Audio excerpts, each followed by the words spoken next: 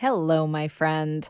I am often asked about how people can get even more witch wave and more magic in their lives overall, and I have the answer. You can join me over on the Witch Wave Patreon. This is how you can hear from me and my other magical guests on a weekly basis via my Witch Wave Plus bi-weekly bonus episodes. And you get the regular Witch Wave episodes ad-free, and you get detailed show notes for all of it.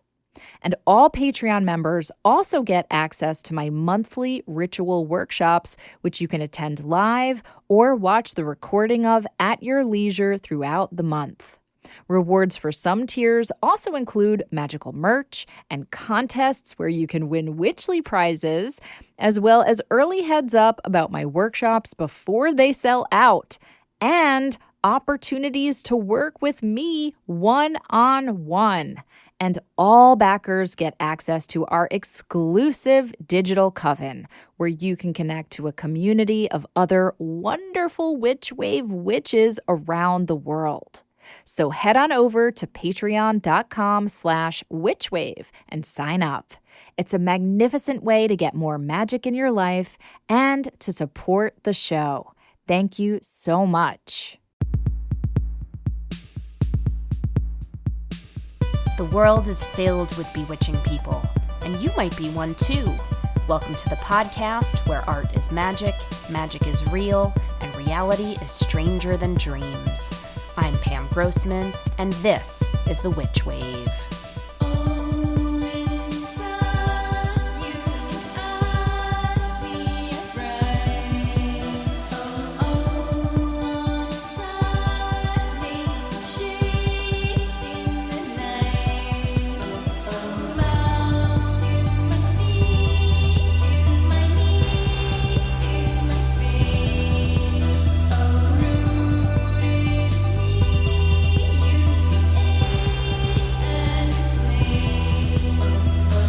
Hello and welcome to the Witch Wave.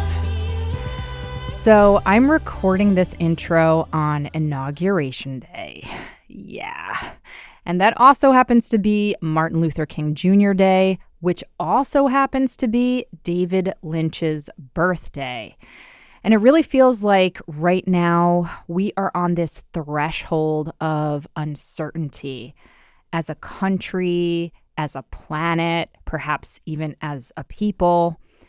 And I'm not going to lie, there are times when my fear and heartbreak about all of this is absolutely overwhelming. Since the last Witch Wave episode dropped 2 weeks ago, just 2 weeks ago, LA has been devastated by wildfires. Meta, which is the company that owns Facebook and Instagram and WhatsApp, has announced that it's getting rid of their fact-checking and hate speech filtration and DEI initiatives. And TikTok went dark for one day, only to flicker back on with a boot-licking message of propaganda saying that President Trump is the savior of TikTok. I'm not even really on TikTok, but I can recognize that this is scary shit. And on a personal note, which I imagine many of you listening can relate to, I lost 2 heroes in 2 very different ways. Neil Gaiman was further revealed to be a monstrous human being. And I imagine that I'll have more to say about him or write about him down the road. But many of you know that he has been one of my biggest influences, and I'm grappling with what to do about that. And I don't have the answers yet, but I'll just say that in my life, and I imagine in many of yours, it feels like a kind of death, and there is grieving involved. And then losing David Lynch within pretty much the same week, in albeit a literal or at least corporeal way, hurt too. Though that grief was laced with so much gratitude and celebration of the mystery-soaked works he created and the path he lit for us as artists and mystics and seekers and magicians of all stripes. The film, television, music, and visual art he created was unparalleled and among some of my very favorite creations. And his promotion of and devotion to meditation changed my life. And I know that's true for a lot of you listening as well. And I've said this before, I will say it once again. If you haven't read his book, Catching the Big Fish, Meditation, Consciousness, and Creativity, please do so. It is a beguilingly quick and easy read, but a very, very deep one. And I recommend you actually listen to it on audiobook if you can, because he reads it himself. And I just find his plain-spoken Midwestern intonation to be irresistibly accessible and just so friendly and appealing. And I promise, this book is going to change your life, even if it doesn't get you to meditate, and I hope that it does. But there are so many insights about magic and the creative process in it that it is truly worth your time.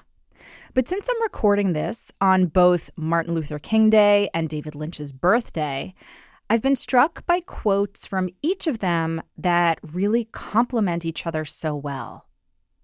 First, there's that famous Dr. King quote that he first said in his 1957 sermon, Loving Your Enemies. And I know you know this one. He states, "Darkness cannot drive out darkness. Only light can do that. Hate cannot drive out hate. Only love can do that." And in Catching the Big Fish, David Lynch writes, "Don't fight the darkness. Don't even worry about the darkness. Turn on the light and the darkness goes.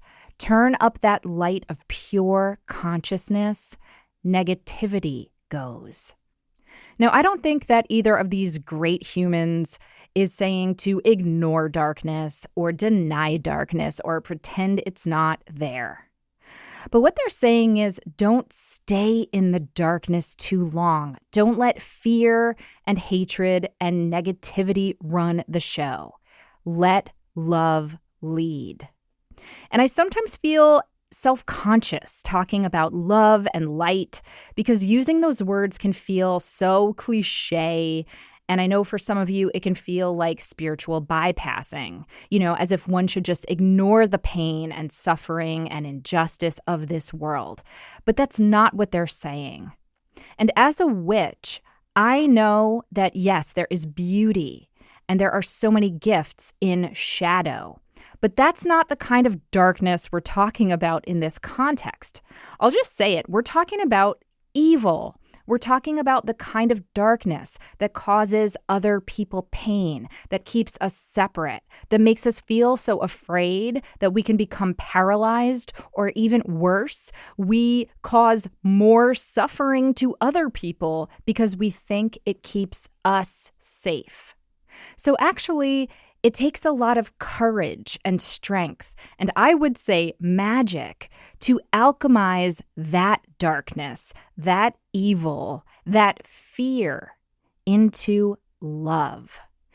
And so my plan for myself to counteract that fear and the collective darkness that we're facing right now is to acknowledge that fear, to let it move through me, to grieve when I have to, but then to use it to fuel loving actions, whether that's meditating, donating, creating, elevating art and beauty and kindness in my life and in the world as often as I'm able to.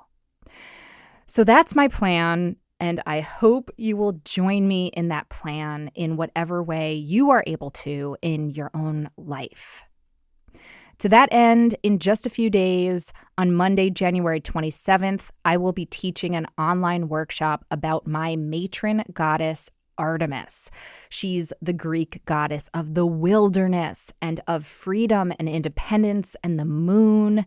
And I'll be donating a portion of proceeds from the workshop to the GoFundMe Wildfire Relief Fund.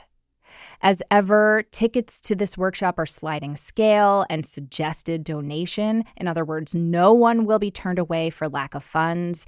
And if you're in LA, do reach out, because you can absolutely watch it for free if this is something that will help to sustain your spirit or distract you for a little bit or offer you any kind of comfort. So don't hesitate to reach out. I'm happy to send the link along.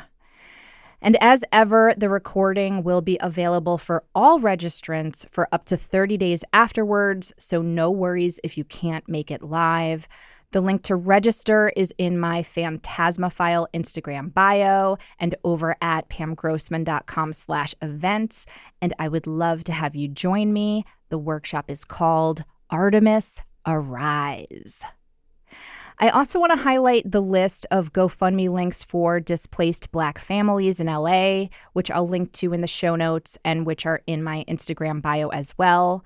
And perhaps some of you saw that I did a little video, or I guess they call it a reel on Instagram, where I talk about donation divination.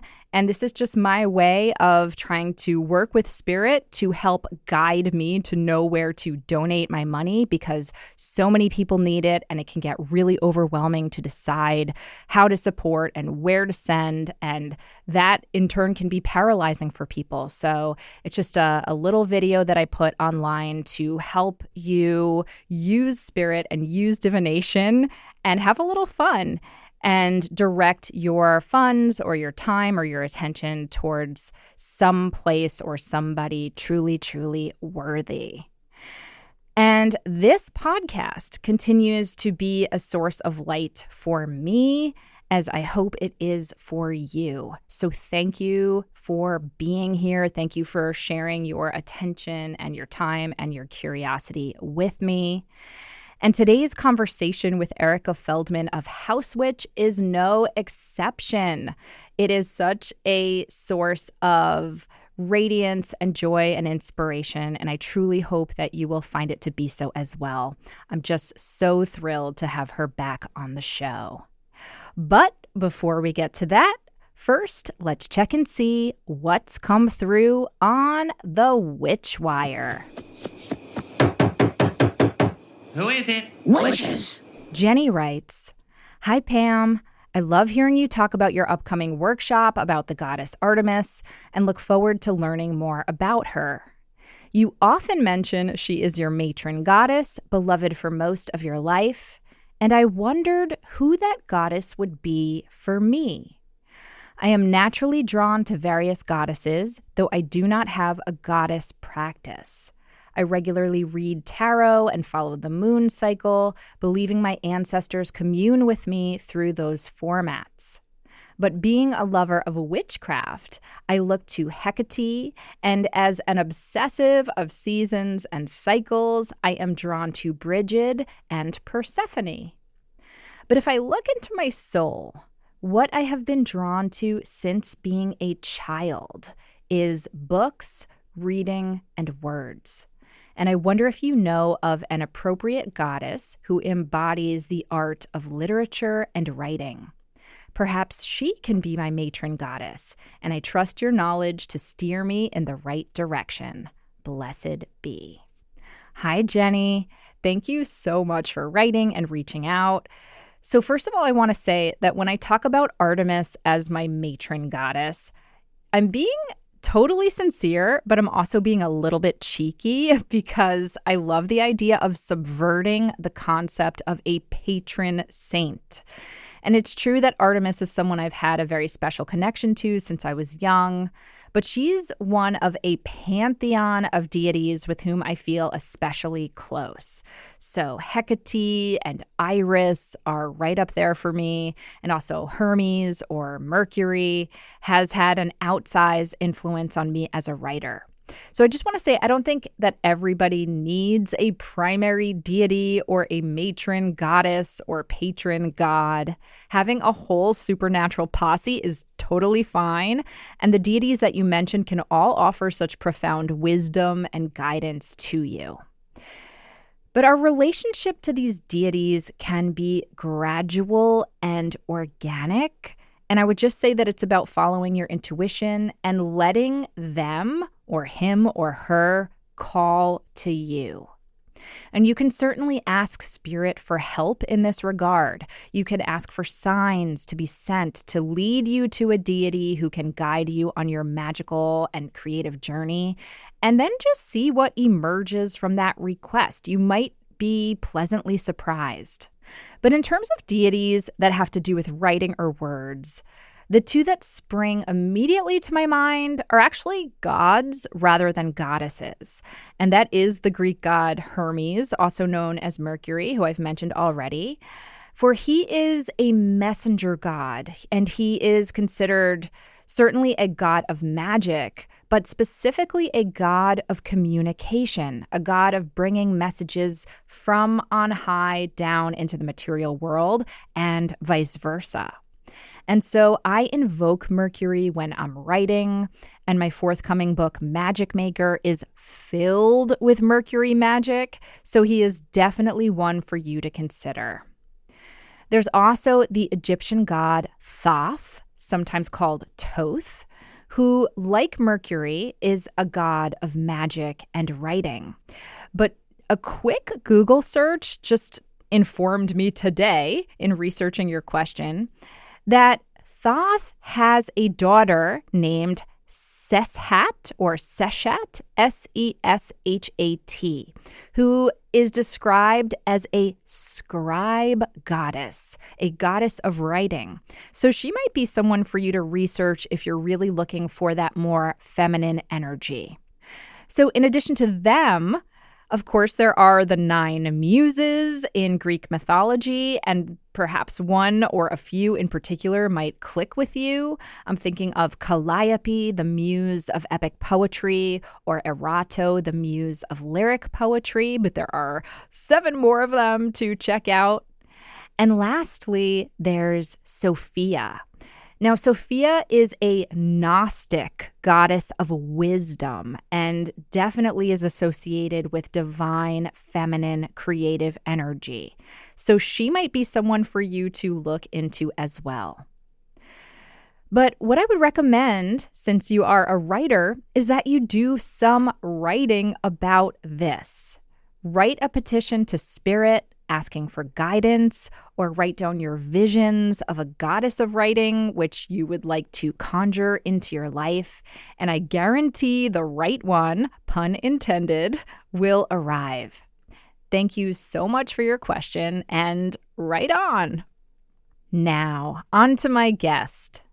Erica Feldmann is the owner and founder of HausWitch, a company devoted to helping people heal their spaces and love their homes. She holds a master's degree in gender and cultural studies with a research concentration in witches. Her innate interest in the connection between home spaces and wellness led to the creation of HausWitch in 2012, and what started as a micro-budget plus magic equals makeover interiors blog would eventually become a thriving brick-and-mortar shop and online community based in downtown Salem, Massachusetts. In 2019, HarperCollins published her first book, House Magic: Transform Your Home with Witchcraft.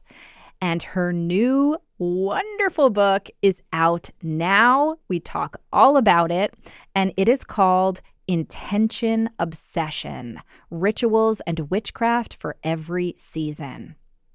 Erica has also been featured in such places as Nylon, Vogue, Teen Vogue, Refinery 29, and Apartment Therapy.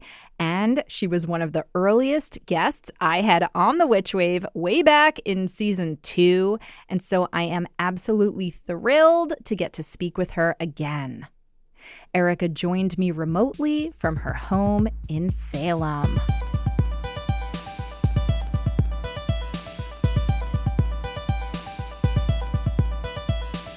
Erica Feldmann, welcome back to the Witch Wave. Oh, I could not be more excited to be here. And I'm so excited to talk to you. I always love speaking with you. And, full disclosure, over the years, you and I have become friends and we've gotten to chit chat in real life and hang out and do events together. But it's been a while, and it's certainly been a long while since you were on the show. It was 6 years ago. So, first of all, thanks for coming back. And why don't we just do a general check-in? How have you been doing since 2019, which is when you were on the show the first time? Literally centuries ago is how it Mm-hmm. feels. Mm-hmm. Incredibly grateful to be back. So thank you so much. I have to say, one very sweet thing that has happened in those 6 years is that our incredible shop manager, Caroline, found us through the episode of The Witch Wave that I was on in 2019. It's too much. It's just too much for me. And I'm going to interrupt you and tell you that I met Caroline, I think within the last year. Oh, yeah, you swung through the shop recently. Yeah. Yes. Nothing makes me happier knowing that the Witch Wave is building a community in the real world. Not that this isn't the real world digitally or auditorially, but you know what I mean. She was living sort of in the area, but with like not a ton of direction. And she said, HausWitch is my direction. And she's worked here for about 3 years now. And we call her Salem's most special girl. And certainly was a manifesting spell that you and I cast together unknowingly. But, we hear from people all the time that they found the shop through that episode. And certainly people love this podcast and they love your book. So I'm very happy to be in co-creation with you. It's already a successful venture. Yes. Oh, that makes me so happy. Shout out to Caroline. Lots of love to her. Yeah, she's the best. I'm so, so happy that she found her way to you and you found your way to her. And it just fills my heart. It fills my heart. So to that end, your shop is thriving, it seems, and survived the pandemic. Yeah. I mean, obviously that was wild times, but, we were really able to pivot in the ways that we needed to pivot. And, people being in their homes more for months to years, they definitely were looking for the kind of magic that we provide at HausWitch. And I was really humbled and honored to be able to provide people some comfort and distraction and, empowerment during that time, I would say. And we really got to stretch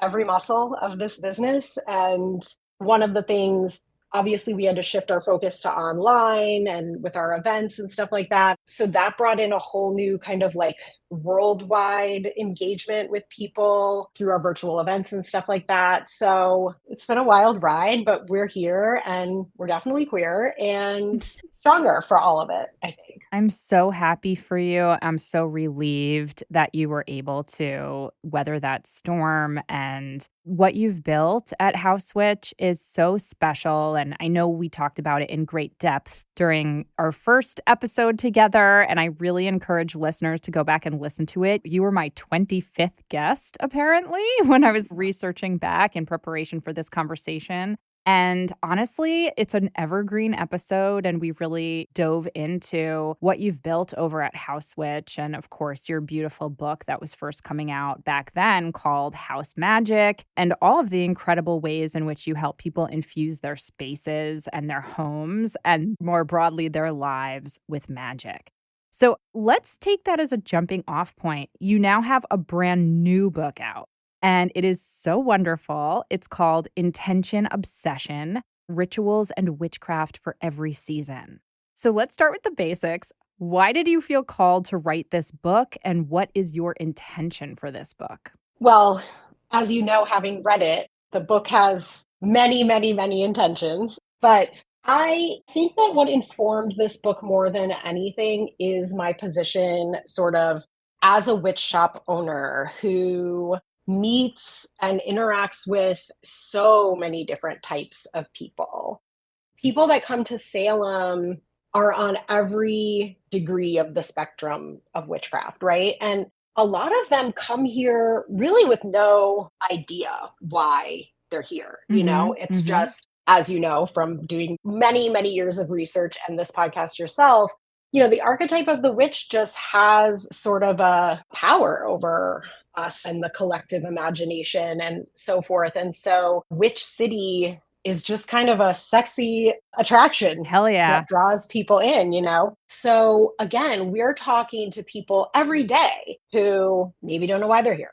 maybe have been lifelong witches and this is a pilgrimage. Maybe they come every year. It's just everybody on the spectrum. And, I consider myself a bridge person between those worlds, as somebody who has studied the occult and witchcraft for, basically my whole life in all sorts of different circumstances, but then who also has this like really down to earth, boots on the ground way of trying to engage people with what are the core tenets of these practices that I think kind of transcend just reading spells out of a spell book, And we hear so many times, like, I don't know if I can call myself a witch.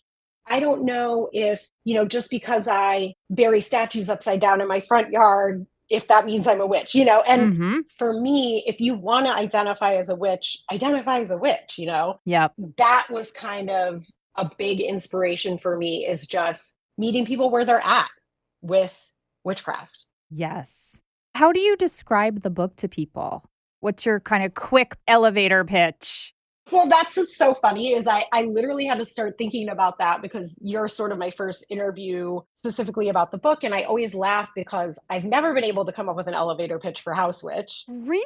And then I'm like, this book is even more all over the place. So I really don't know what the elevator pitch for this would be. But, I kind of laughed because I had a note in my notes app going like this whole time, from the beginning I thought of the book. So it had a like evolution of subtitles, and eventually we got to rituals and witchcraft for every season, and the publisher had a say in that, and that's fine. But one of many things I would say about it is that it is low-lift witchcraft for burnt out witches. Ah, that's so good. I think I had like life magic for trying times, and it's about meeting this moment, I think. I kind of had my epiphany around it in July of 2022. So obviously we're still in the pandemic, but we were out of that phase of like strict quarantine and people were getting vaccines. But the pandemic obviously unsettled us all on a core level. It changed everything, and I was thinking about my friends and I was thinking about the people that come into the store and, the feedback that we get, and people are so tired. They feel guilty if they can't keep up a spiritual practice. They want to be kind of told what to do in this way that I think is a little antithetical to the project of witchcraft. Yep. And feel overwhelmed. And I'm saying all of this, and it is true about me as well. Yeah. Yeah. I hadn't even given any thought to writing another book, but I'm sitting on my porch with this pot of basil that smelled like heaven to me and spoke to me. And I started thinking about the things I could do with that little pot of basil. And I was like, this is a pot of basil to like potion making pipeline. Like I can make a hydrosol, I can make an essence just with this one little pot. That doesn't sound overwhelming, right? And it opens up all of these different things that I can do with my hands and with my time and with my intention. That's not doom scrolling. That's not just letting my time pass unintentionally, right? Yep. And how just if you are feeling overwhelmed by the idea of creating or maintaining a spiritual connection, can we break it down to the brass tacks of like what that is?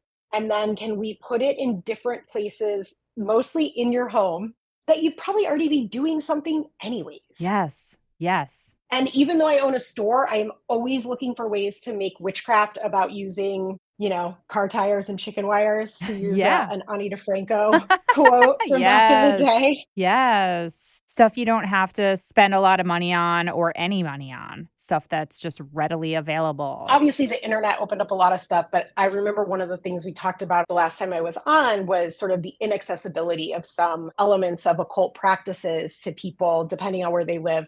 Now, again, the internet has kind of changed that, but being a pre-internet human, that really informed so much of my point of view when it comes to witchcraft, that it carries through with this book as well, and there's only a handful of things that you would really need to buy, or that's more of a specialty item. So I'm going to stock those things in the store, so you can still buy them from me. Yep. But most of the time it's like oranges, just really easy stuff. And I can't tell you how many times in the book I probably say, like, don't have oranges, use something else, go wild. Mm-hmm. Because I wanted to show people that once you get into this flow, and I think that's where the obsession part comes from, is because like once you start applying this idea of approaching everything with intention or like mindfulness, alignment, whatever you want to call it, it gets easier and it gets more seamless and it gets more integrated with just your everyday life. So that's where the obsession piece comes from. The title of the book is really also just came through. And I never thought about another title ever. Yes. So intention, obsession, it is. It is indeed. And just for listeners, I mean, my addendum to your elevator pitch is also like, it's a book of year-round rituals and practices for witches and others. I mean, like, I find it to be like this incredibly accessible book filled with all different kinds of practices and spells, meditations, exercises, and also points of view for anybody who's looking to certainly begin any kind of witchcraft practice, but also to enhance a current practice that they might have. Like, I'm a pretty practiced practitioner at this point, and I got so much out of this book. I was really honored to get to read it early. That makes me really happy to hear. But like, that has always been one of the reasons that I love you and your work so much, is that there's just so much that you offer to people at every level, not just the beginner, even though this is perfectly friendly and accessible for beginners. So I just think it's a really wonderful book. Thank you so much. Yeah, of course. Of course. I definitely have people that are, you know, maybe like not as experienced as like a really experienced practitioner in mind when I wrote it. But like you're saying, and so thank you for saying so, I hope that it helps even the most experienced practitioners maybe see the possibilities a little differently. I certainly think it's a pretty different book.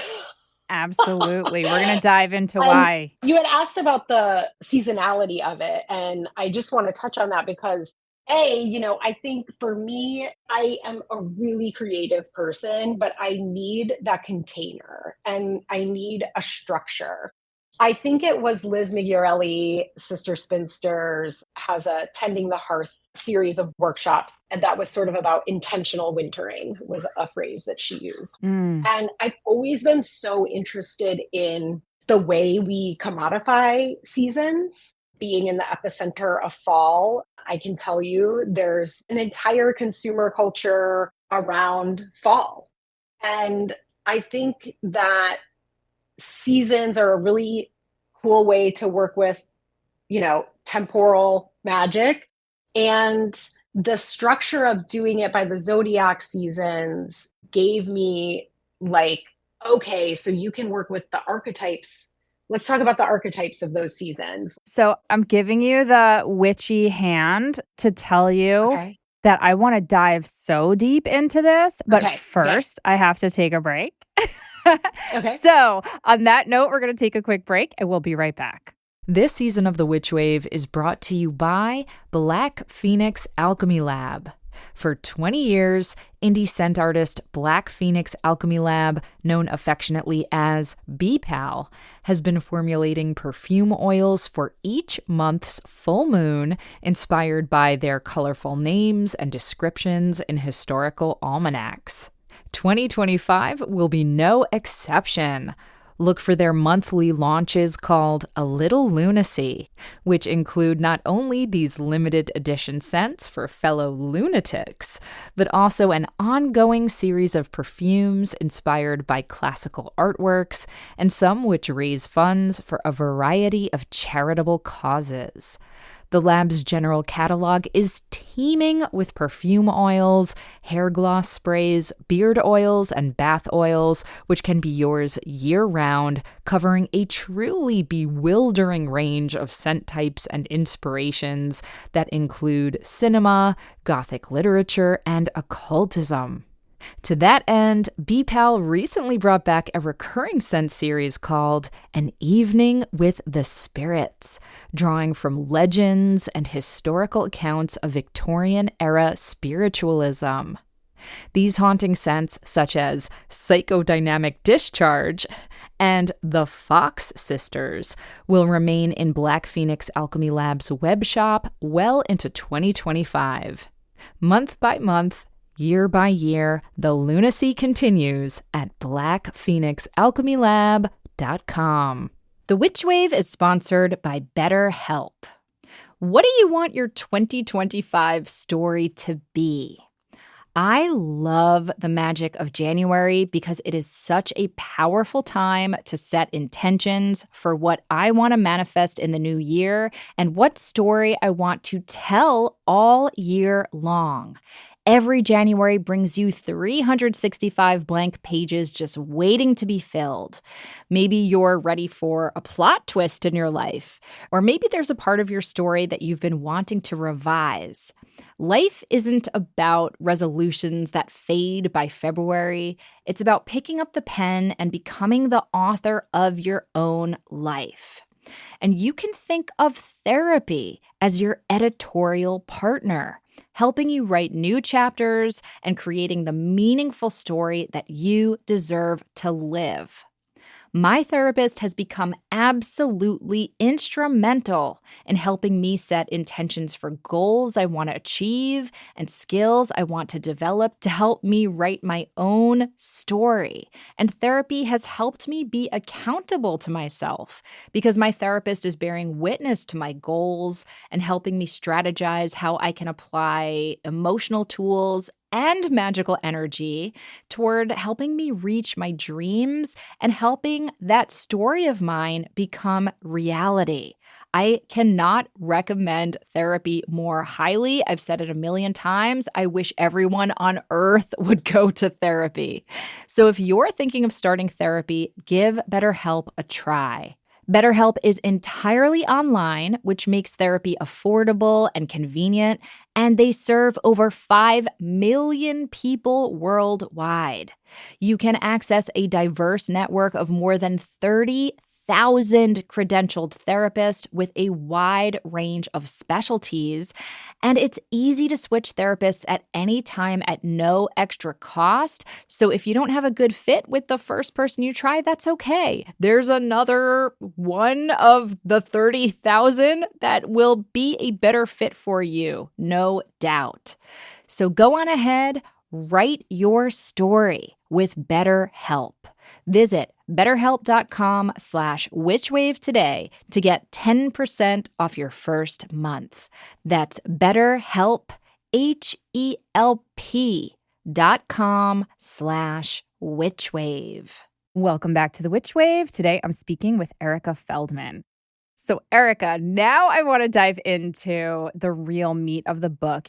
You were offering us some more detail on how the book is organized. And it's certainly a book about seasonal magic. And as you were saying, it's organized around the 12 signs of the zodiac. So I would love to hear how you came upon that organization and why you decided to present the material in that way. So as I was saying before the break, taking this workshop with Sister Spinster, the way that it shifted my whole relationship to winter, which as someone in the Northeast specifically, I'm looking at snow-covered rooftops right now out my window. Mm-hmm. It isn't something I always had the best relationship with. Same.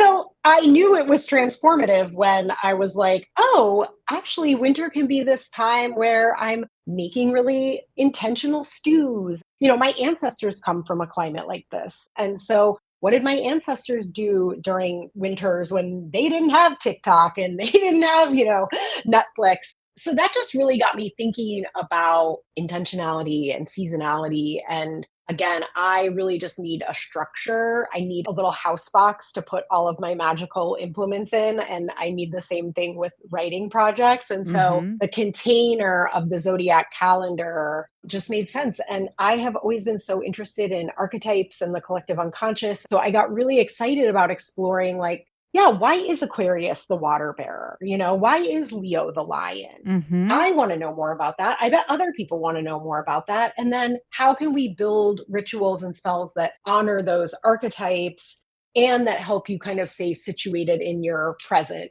wherever that is. Yes. Yes. I love it so much. And I'll just say, like, from my vantage point, I think there are some readers who are going to want to really follow it according to, the calendar year, and they'll do your Aries spells during Aries season. But I think it's perfectly fine if someone does an Aries spell during Pisces season, Totally. right? So it's not a Totally. prescriptive book, but you are offering rituals, spells, thought starters that mirror or work with the energy of these zodiacal archetypes. Do you think that's fair to say?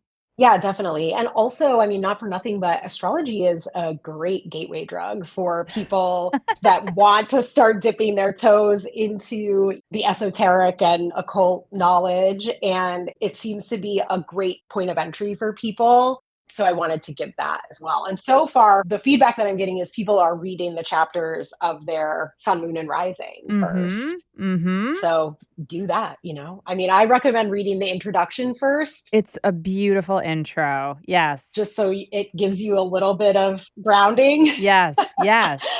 Then, yeah, read your sun, moon, and rising, or read where you are right now, or, whatever. Yeah. Yeah. To that end, right now, as you and I are recording this, it's a full moon in Cancer. We're recording during the end of Capricorn season, but this episode will be released during a waning moon in Aquarius season. And who knows when someone's going to be listening to this episode? It could be any point in time.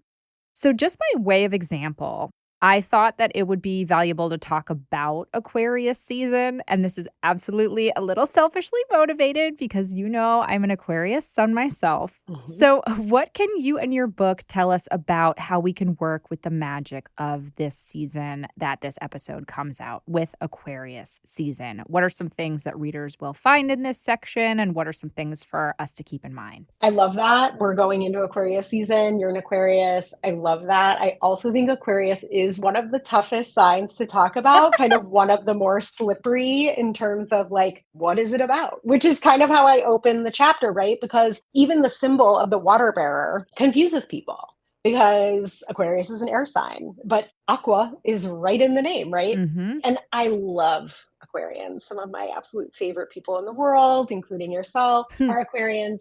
Yeah, here we are. And I'm like, Aquarius is indescribable. So what I tried to lean on was that I do feel like Aquarius has this attachment to sort of the universe and the mysteries thereof, that what they're pouring out of their container is wisdom. As one of the later signs in the zodiac, if you think of Aries as a baby and then you're moving through the zodiac, by the time you get to Aquarius, you're dealing with a wizened sage, right? Crohn's, baby. Yeah. Yeah. Exactly.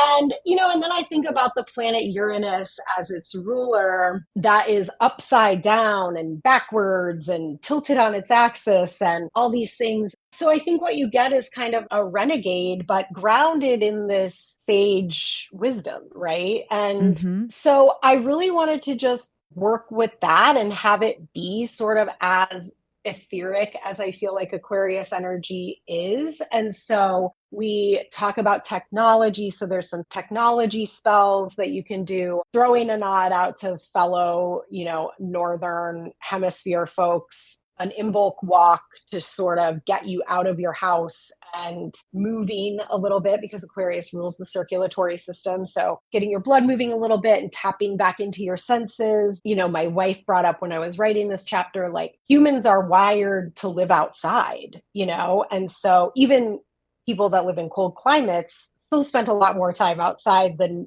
probably most of us do. And so tapping back into your senses, connecting back to the natural world can be a game changer when you've got cabin fever and you've been stuck inside for days, weeks, months. One of my favorite things that I talk about is just this idea of the age of Aquarius. Yes. One of the exercises is a wisdom wormhole. And again, like just tapping into some of my favorite Aquarians. One of my closest friends, Dave, is an Aquarius. And one of the things we really bonded over when we first met was just geeking out. Just loving to just know a little about a lot and, listen to podcasts about some wacky subject or whatever. Yes. So we do a wisdom wormhole. So it's like you set a timer for an hour and you just like deep dive into like something you've always wondered about. Oh my gosh, Erica, this is just my brain. I mean, this is how I function. Like, I research rabbit holes are where I spend a huge percentage of my time. Well, and it's such a blessing when our like work can coincide with that Mhm. aspect of ourselves Mhm. too. So, you set a timer, you dive into something for an hour. And for me, something that I wanted to know more about authentically was this idea of the age of Aquarius, because I had taken this course. I don't even actually remember specifically what the actual topic was, but this professor and Jungian analyst talked about these astrological epochs that I stumble my way through explaining in the book. But No, you do a good job, Erica. Don't say thank stumble. you. You're really good. It's hard to make this stuff like succinct and it's clearly well researched, but you are that bridge. You definitely distill it down so that Thank anybody could you. understand Thank it. you. So, big brava. But yes, you describe these different ages that we're supposed to have been in throughout human history, right? And it goes backwards, my understanding is. I start with Gemini because that is when we started getting written history. So it's really like what we can know. So you go backwards. The precession of the equinoxes goes backwards. So the signs are reversed. I sort of give a nod to Cancer, which would have been 6 to 8 or 8 to 10,000 years ago. Who knows? I don't know math right now. Hmm.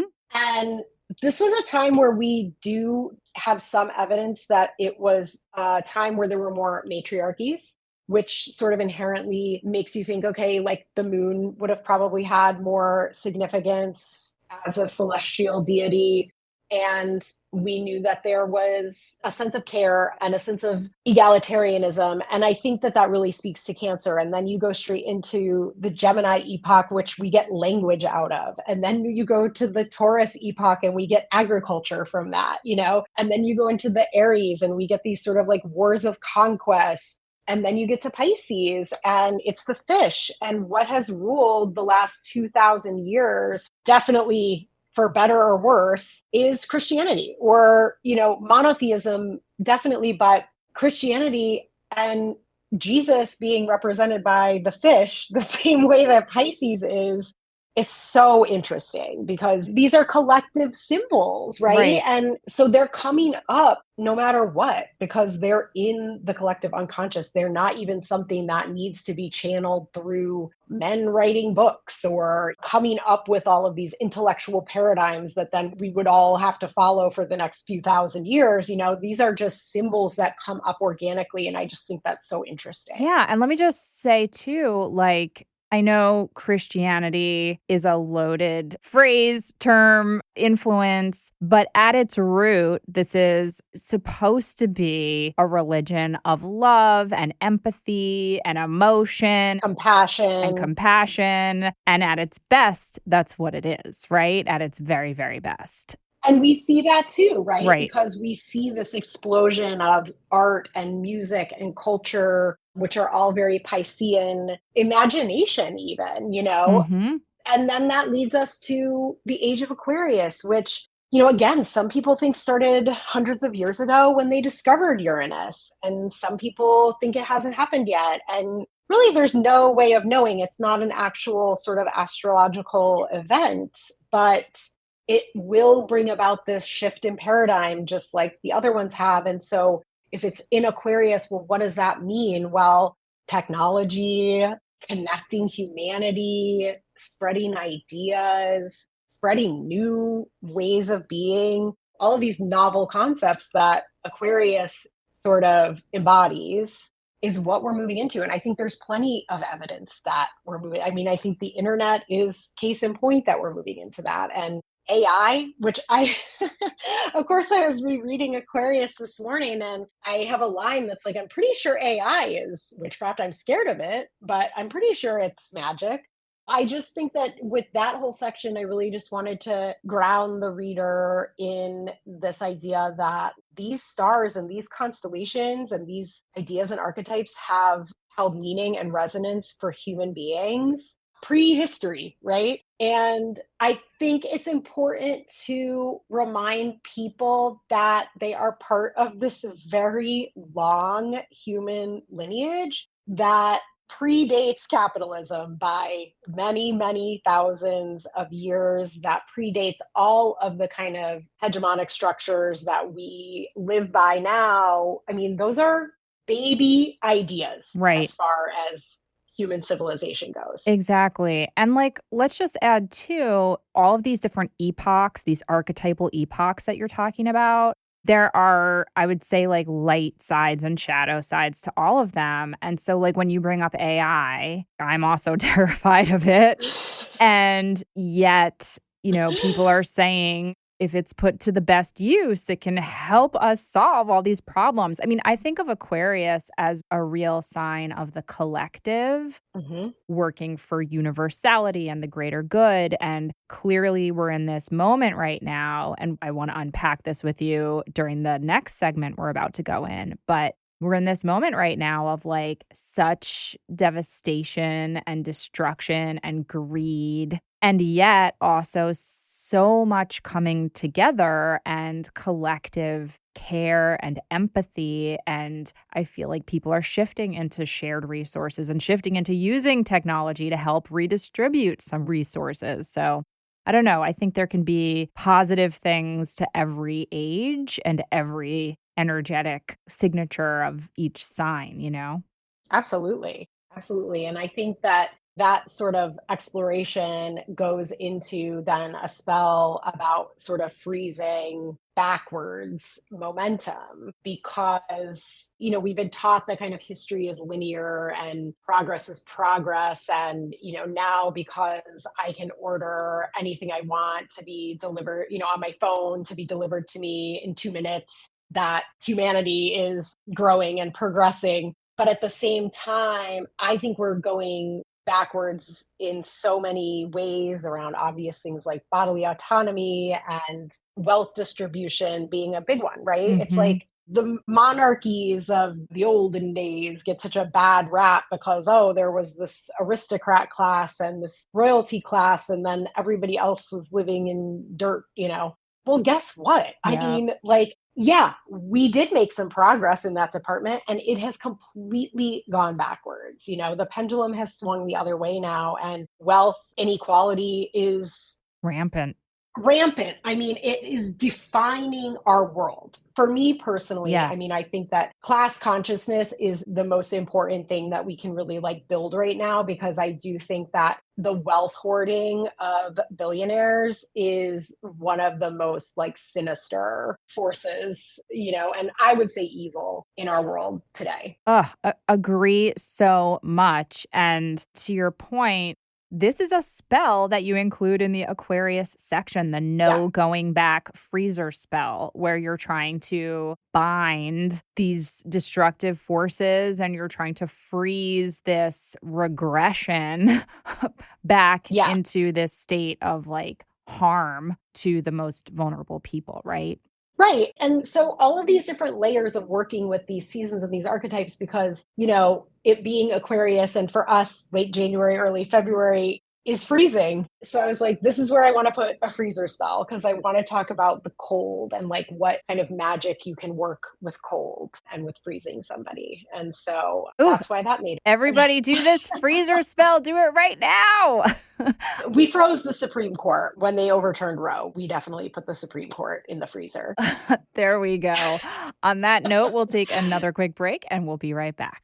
I've got a really special new offering for you all, and that is new Witch Wave ceremonial soap, which has been made in collaboration with my favorite soap company, 2 et al. 2 et al. Makes soap and skincare using traditional alchemical techniques to transform pure water and plant-based ingredients into beautiful, handcrafted, cold-processed soaps, which are also magically charged. These soaps are beyond bewitching and luxurious, and after being a hardcore fan of them for a while, I knew I wanted to collaborate with them, and I am so thrilled that they agreed. I'm overjoyed to now offer Witch Wave Soap by 2 et al., available now exclusively in the Witch Wave shop over at witchwavepodcast.com/shop. To It All founders Matthew and Natalie and I put our heads together to come up with a special soap blend that is deeply magical just for you.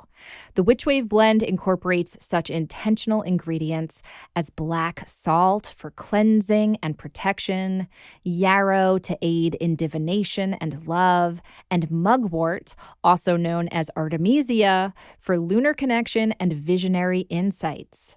It's also blended with the most beautiful fragrant oils, including frankincense, which smells incredible and also helps amplify connection with the divine.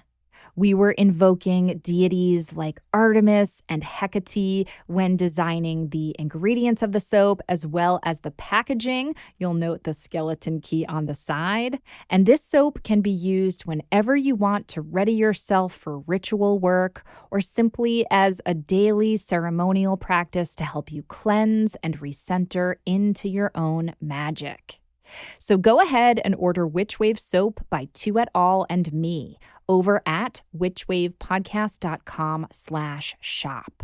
And if you want to check out To It All's other incredible alchemical soap blends and skincare, you can do so at toetall.co. That's TUETAL.co, and use offer code WitchWave15 for 15% off your order from the To It All website. So once again, you can get our new exclusive Witch Wave soap from the Witch Wave shop, and you can get 15% off other To It All offerings from their site, toetall.co, with offer code WitchWave15. You've heard me wax ecstatic about Snowy Owl tea before, and so you will understand why I am so excited to announce that I have teamed up with them to create an exclusive Witch Wave herbal tea blend just for you. Witch Wave tea combines some of my favorite botanicals, including nettles, rosehip, lavender, elderflower, and vanilla. And there's also some butterfly pea flower in there, which means that if you squeeze some lemon into your tea after it's brewed, the color will change, just like magic. And of course, it comes in Snowy Owl's signature shiny holographic packaging with a brand new black cat and purple moon label, all of which makes me swoon. This Witch Wave tea blend from me and Snowy Owl is now available in the Witch Wave shop while supplies last. So head on over to witchwavepodcast.com/shop to order yours now. It's currently the only place where you can buy this tea blend. But don't forget to also check out Snowy Owl Tea's other delicious tea blends over on their website, snowyowltea.com, and you'll see why I fell in love with their handcrafted, scrumptious, full-leaf tea and blossom blends in the first place. Some of my favorites of theirs include Second Breakfast, which is a blend of lemon, poppy seed, and oat, and 11th Hour Black Tea, which has vanilla and cardamom. And best of all, Snowy Owl is offering 10% off any teas ordered from their site using code POTION. So head over to snowyowltea.com and use code POTION for 10% off their house blends. And if you want our new, exclusive, delicious, color-changing Witch Wave herbal tea blend, you can order that now over at witchwavepodcast.com/shop. Hi, Witch Wavers. I have exciting news. At long last, we have some new Witch Wave merch available for you now through TeePublic. We decided to go with TeePublic for our new Witch Wave merch because it is a print-on-demand site, which means you can get different variations of the Witch Wave logo printed on t-shirts, mugs, totes, stickers, magnets, notebooks. Oh my gods, the sky's the limit. And the shirts come in different styles and fabrics and colors and are available in sizes small through 5XL, so you can order whatever you'll feel you're most magical in. So head on over to witchwavepodcast.com/shop. Welcome back to the Witch Wave. Today I'm speaking with Erica Feldmann. So Erica, as is clearly evident to our listeners, one of the things that I love about you so much and about this book so much is how civic-minded you are. You're unabashed about your politics. You're unapologetic about infusing your magic with activism and your activism with magic. And this book addresses things like capitalism, patriarchy, white supremacy, class consciousness. And I really admire that about you. And frankly, I don't have a lot of patience for witchcraft books that don't acknowledge those things. And as we both know, those kind of books are everywhere. So in this book, for sure, you have a spell for cultivating self-confidence through costume in the Leo section. And that's fucking awesome. And I love it so much. But you don't just stop with the self. You, for example, in the Libra section, you list ways that people can ritualize their community care and donate to different anti-incarceration nonprofits. So anyhow, I just really appreciate this about you so much. I wish more witches were doing it, and hopefully they will. But why do you think it's important to infuse activism with spirituality and vice versa? Yeah, I just can't believe that spiritual practices exist just to give us our Christmas wish list. That isn't interesting to me at all.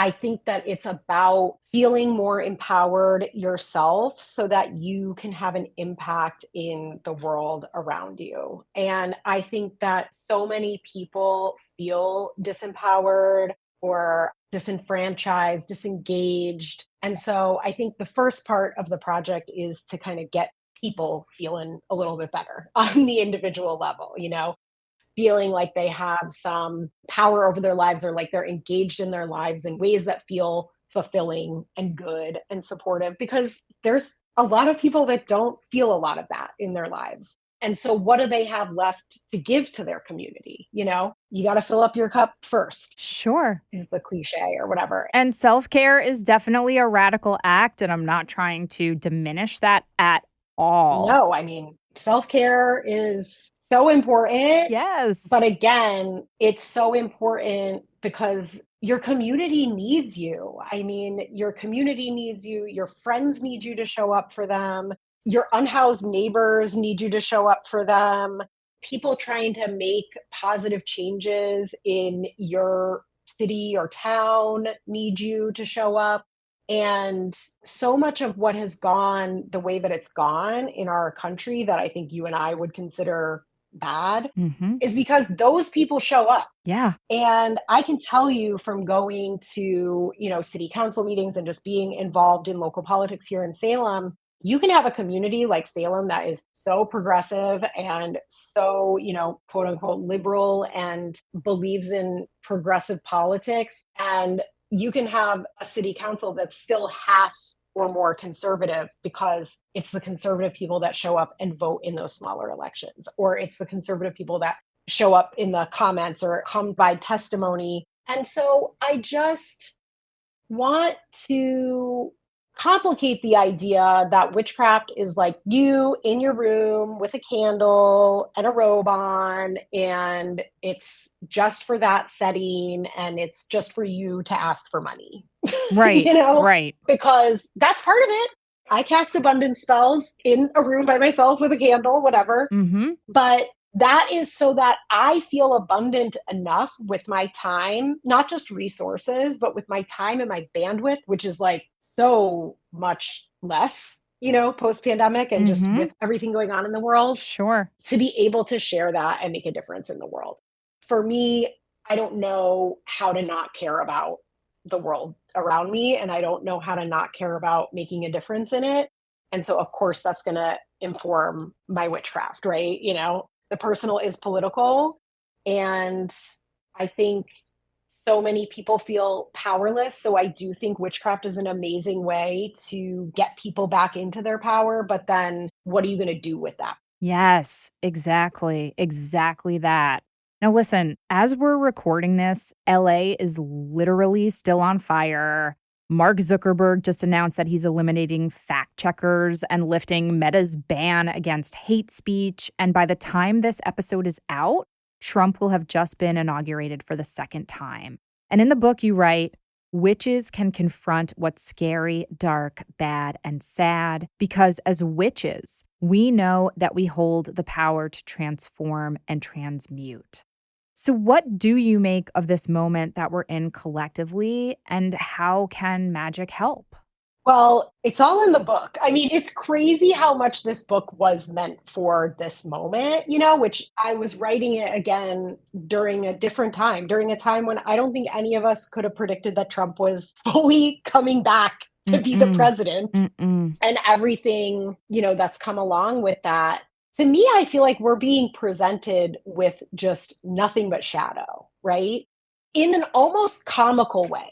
Where you are turning on the news and it's just disaster. And then you're looking at this person who's a disaster, who's about to be the leader of our country, and Zuck being like, you can just say anything to anyone. And I don't think it's a time for the faint of heart. That's for sure, And so I think if you are a person that considers yourself a witch and an empowered person, we need you.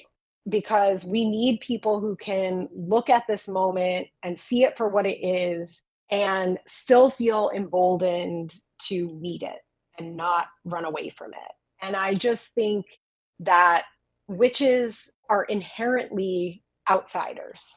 If you're being called a witch by someone else, it's because you've done something outside the norm to put you there, right? If you call yourself a witch, chances are you identify with being outside the norm. Yep. And so this is a terrifying thing, even if you're a witch. But I think that when you already have experience dealing with a position that puts you outside of the status quo, outside of what is prescribed by society as like, this is what you do and how you do it, you have a much better awareness, I think, of other possibilities for problem solving. I mean, I guess that's sort of the long way of saying this is it's going to take some queers and some outsiders and some people that just think really differently to get us through this moment. And I think a witch is the perfect archetype to hold that idea and to hold that momentum. Instead of saying it's the end of the world, I've started saying it's the end of this world. Which I think is okay. Because I think this world is failing a lot of people. Yes. And is exploiting a lot of people and is destroying the planet. Yep. I think nature is God and we're destroying God. I think that it's people who had to problem solve and have had to really grapple with these big ideas of, do I want to be part of a society that's like that? Or do I want to embody a different message? Do I want to embody a different way of working with spirit and religion and nature and all of these ideas in a different way? I think it's going to take that kind of thinking and that kind of empowered action to really shift us from this place that we are in that seems so bent on destruction and separation and demoralization into something that is more focused on community and responsibility and compassion. Yes, yes, yes. Which is, we transmute. That's what we do, right? We alchemize. The 7 steps of alchemy are such a fascinating thing. I didn't get super into them in the book, but, the first one, which starts with Aries season, is calcination, which is this burning away of what is no longer necessary to get to the prima materia, right? Well, let's throw it in the cauldron. Let's burn it away. Let's get back to what life and humanity should be about, which is connection and community. Though I'll say preferably not literally. I'm thinking of LA. We don't want more literal fires. Sure. Thank you so much. No, I was like, thank God we're not doing this during a fire season and I'm not about to say the words fire over and over and over again. No, but yeah, exactly. It is burning down. I mean, literally, it's already happening. Mm-hmm. So I think it's just time to transmute. And that's why we need witches. Beautifully, beautifully said. So this book follows a kind of wheel of the year structure, a zodiacal wheel structure. Are there any intentions that you'd like to set for this year? I mean, it seems like the whole book is about intention setting and living intentionally. And I know the word intention is like thrown around a lot. But I also believe, like you, that for us to alchemize the painful into the pleasurable and the negative into the positive and fear into love and all the things we need to do, we need to be intentional about how we are living. So I would love to offer this container for you and signal booster for you to just speak into being any intentions that you'd like to set for 2025. And these can be personal intentions and collective intentions, intentions for your book, just whatever comes to mind. Sure. Yeah. I mean, for the book, obviously, there's the sort of like high in the sky. Okay, our thoughts form our reality. Let's make her a bestseller. I really hope it helps people find my store. Something that has just become so important to me over the last few years is just supporting my team. The people that I work with are just the most special people in the world. And so the store is what helps support them in the world and me. So I hope that the book brings us more people and keeps us busy. I mean, on a more sort of worldly level, I hope that class consciousness continues to grow. I want people, again, who have allowed institutions and structures to take some of their power away or put shame on them in some way or put guilt on them in some way. I hope they can shake that off and feel liberated. And I hope that all of us find a little more ease and a little less friction in our day-to-day lives. And so it is. Yes, from your lips to the goddess's ears, so mote it be.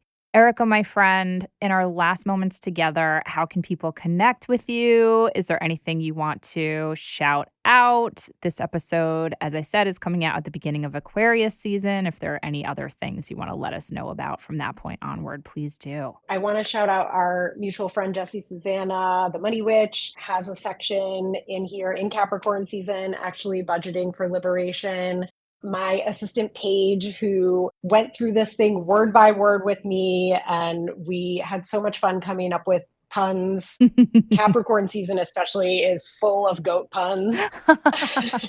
And my whole staff, Denali, who is our certified vibesmith, who is making seasonal playlists for every season. There's one linked in Sagittarius. Obviously, we already talked about Caroline, and just the rest of my staff, Cole and Kaylin and Devin. I could not have done it without you, Lish, who's out on maternity leave. You can find all of us at HausWitch'sStore.com. They are great sports about making videos for marketing these days. So please follow us on Instagram at HausWitch, because we love to make cute, funny videos there. TikTok too. And House is Haus. Yes, the German way. And I'm HausWitch at Home on Instagram.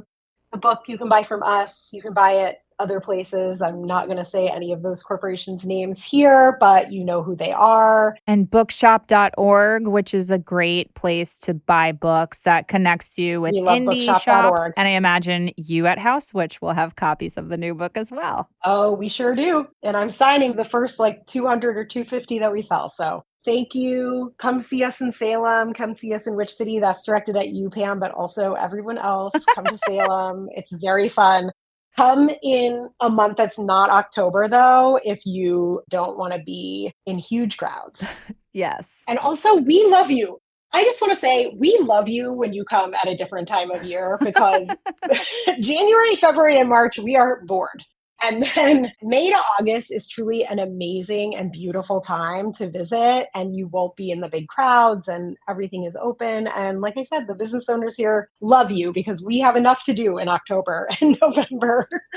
I can imagine. I can imagine. Well, Erica, I just love you. I really Love believe in you. the magic you make in this world and the spaces that you conjure. And I love this book. So big congratulations. And thank you so much for Thank coming back you. on the Witch Wave. Oh, my honor, my pleasure. Thank you so much for having me. That's it for the show. Thank you again to Erica Feldmann for sharing her intention obsession with me. Do you have questions, feedback, need some witchly advice, or just want to share something magical that happened to you recently? Drop us an email or voice message over at witchwavepodcast@gmail.com. We'd love to hear from you, and you just might make it on the Witch Wire. The Witch Wave is a Phantasmaphile production written and produced by me, Pam Grossman. This episode was recorded, edited, and mixed by Josh Wilcox and/or Walter Nordquist and myself. Our theme music is the song Hand and I by Lycanthia. Our new Witch Wave logo was designed by Thunderwing. Special thanks go to Matt Freeman, Laura Antal, and Cece Pascal. You can check out information about this and other episodes on our website, and now buy Witch Wave merch at witchwavepodcast.com. You can follow us on Instagram and Facebook at witchwavepod, and you can check out my witch emoji for iPhone by going to witchemoji.com or downloading it in the App Store. My books Waking the Witch from Gallery Books and Witchcraft from Taschen are available everywhere now. And if you want more Witch Wave or you would just like to support the show, please join us over on Patreon. That's patreon.com/witchwave. Thank you so much for listening.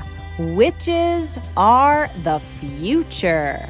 I'll catch you next time on The Witch Wave.